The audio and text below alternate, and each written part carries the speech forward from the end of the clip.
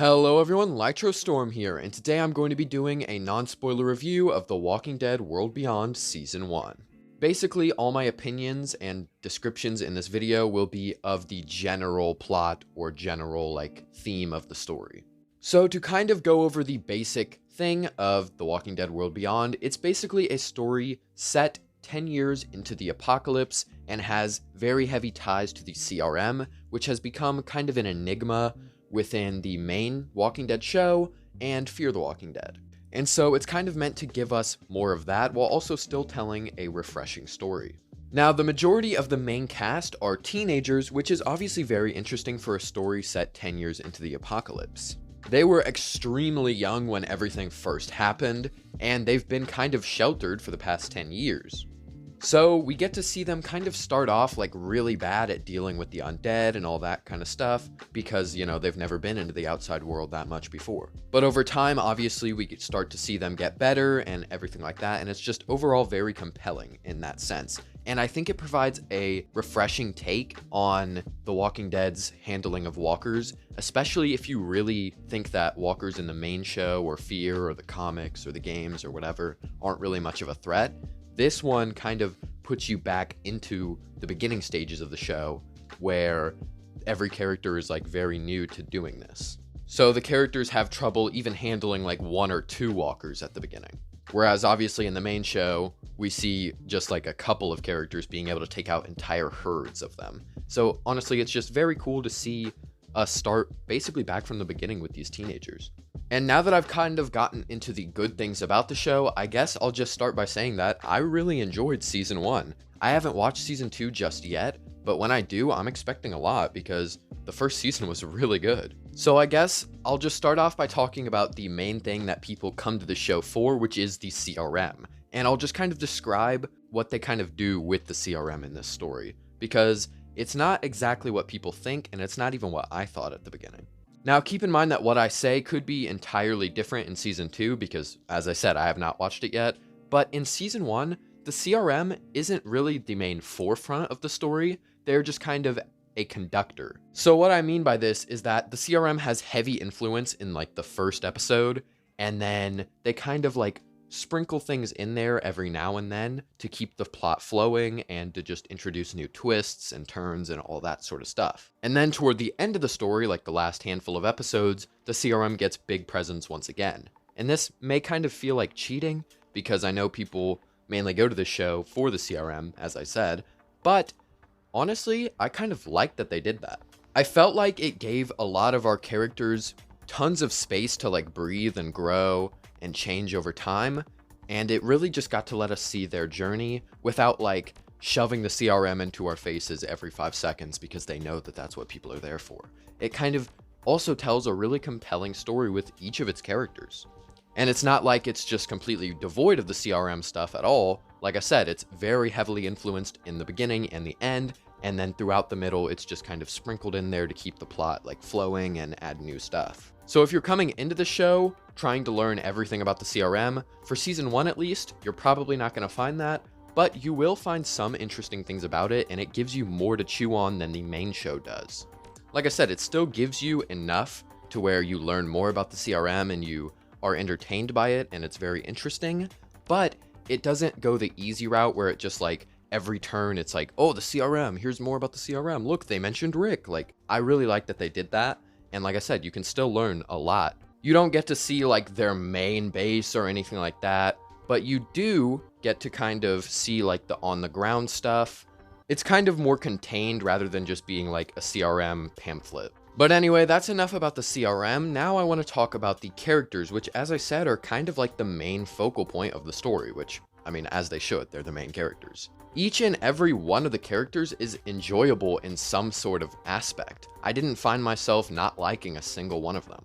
And each one of them kind of has their own compelling or relatable thing to them that honestly just makes them very cool to watch. So for instance, there are a few characters who have kind of dark pasts or things that they've done wrong before, and it kind of just serves to influence their character and influence the story in a really cool way. And then there's the more calmer characters who are kind of just dorky and they're just fun to watch. So for instance, One of them is played by Nicholas Cantu, who, if you don't know who that is, he's the voice actor of Gumball in The Amazing World of Gumball, and I found myself just liking his character a lot. And the story kind of manages to weave a lot of plot threads together, so certain things relate to other things, but you don't know it yet, but then you find out a couple episodes in, and it's very cool. And even the adult characters, there's two main adult characters in this show. They are, like, very good characters, honestly. I found myself enjoying them more than the majority of the younger characters. And I think the reason why I like these characters so much partially has something to do with the show's use of flashbacks. Now, I know flashbacks are a narrative device that not everybody agrees on. Some people think they're really bad, and some people think that they can be really good. I personally find myself in the middle, leaning more toward they can be good. And because I said I like it, obviously I think it was done pretty well. And from that point, almost every episode has flashbacks relating to one character. And it's not just like shoved in there, it's kind of like sprinkled throughout the episode just to give us a bit of stuff about their past, which I found very good, especially because it's 10 years into the apocalypse. So there are many different things that they could talk about. So for instance, for the younger characters, they can talk about their life as soon as the apocalypse happened, right? That's obviously like a very traumatizing moment, an important part. And then for other characters, they can center more around their life in the place that they live in, where they've just been kind of chilling for 10 years. Because society has basically been rebuilt in their specific areas, so we get to see them kind of still live life with the new roles that they have. But yeah, anyway, overall, I just found the characters and the way that they told their stories very cool and very interesting. I really, at no point, disliked any character. So now that we've gotten that out of the way, I guess we can talk about some of the bad that I found within this show, because there isn't really that much. So for instance, one of the things that I didn't really like, but wasn't really a huge issue, was that in some places the acting of the younger characters can be a little iffy, but that's to be expected. I mean, they don't have like 20 years of experience, right? And even then, the acting that I do find kind of iffy isn't even horrendous. It's just like, like could have maybe been a little better. And it's not like it happens all the time either. It's just like every now and then it happens, and it's like whatever, like it's not a huge deal. Overall, I found the acting very good for a ton of the characters. There is one specific character who has like lots of mouth movements, and I found those like very, I don't know, they're just very like realistic. People like move around and they move their mouths and they do like gestures, and I found her acting very good. And the character's emotions just kind of like pop out, like you can instantly tell like what's going on. So for instance, toward the end, there's kind of like a passive aggressive scene, and you can read the room. And there's a lot of like emotional stuff in the story, which is obviously very good. You need emotion to make the story interesting and make it compelling. But anyway, I said I was going to talk about the bad, and I ended up still talking about the good, which should tell you just how much this story is really good to me. I guess another small gripe that I do kind of have with a little bit of the show is that some things can feel a little bit cliche, but once again, I feel like that's to be expected when you tell a story about teenagers, because those types of stories, this coming of age type of thing, kind of has like a few core themes that you have to go into. So every now and then, characters will like say something or they'll act a certain way about a certain thing, and you'll kind of be able to predict it, but it's not a huge deal, and it's honestly very realistic, if I'm being honest, still being a teenager. But everything else in the show really makes up for it, and the payoff at the end with a lot of the characters' arcs are just all the better because they added those cliche moments in. And this show is only 10 episodes, so like I said, I'm just gonna recommend it. Like, you should definitely watch it if you haven't already, and if you are interested. If it's going to be your first introduction, probably don't watch it. I would recommend watching the main show. But if you did start with World Beyond, it wouldn't really be the end of the world. None of the main show is really spoiled or anything. And that's, of course, me saying that having not seen season 2, so this only applies to season 1. But if you have seen the main show, definitely watch World Beyond. It's really good. So in terms of viewership, the show started out, season 1, episode 1, with about 1.9 million viewers, which honestly isn't really bad at all for AMC's current day. However, it is lower than even season 11 of The Walking Dead's premiere.